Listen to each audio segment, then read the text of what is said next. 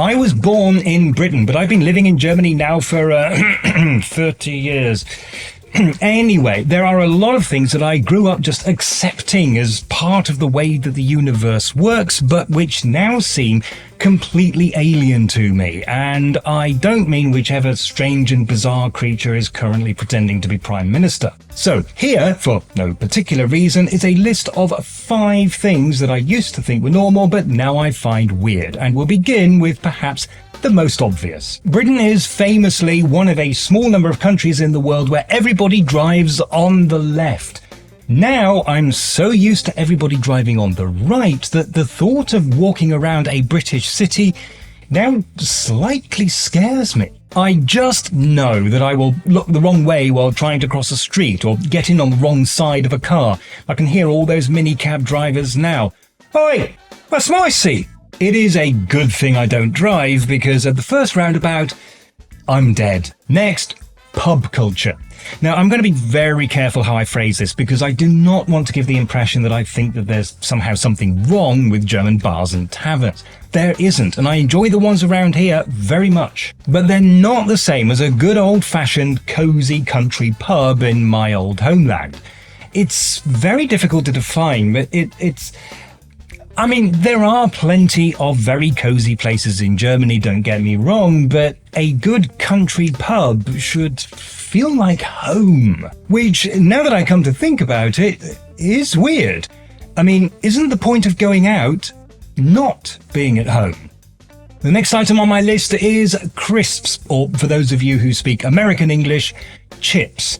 Now, I'm not talking about crisps as a concept, we have them in Germany as well, but the flavours. British crisps come in so many different flavours. In Germany, it's usually salted, paprika, or spicy, and occasionally there may be some other very basic flavours as well. In Britain, flavours include things like sausage and tomato, roast chicken, even prawn cocktail. I mean, it truly is overwhelming. And the British keep inventing new flavours, which means that if you're at a party and somebody passes around a bowl of crisps, you have no way of knowing which particular bizarre combination of artificial flavours is going to spoil your evening. In Germany, you know it's going to be paprika. Let us now move on to the subject of being spoken to by older ladies. And this is something which, if you're not British, you will definitely find weird. Because it's quite normal for older women to address you as love. As in, don't worry about it, love. It'll come out in the wash. Actually, there is a very complex set of rules about who exactly is allowed to call whom love. But older working class ladies can say it to pretty much anyone they like, even if they don't know them. Here in Germany, I'm lucky if I get a young man, which is very flattering, but nothing at all like the very much more intimate love.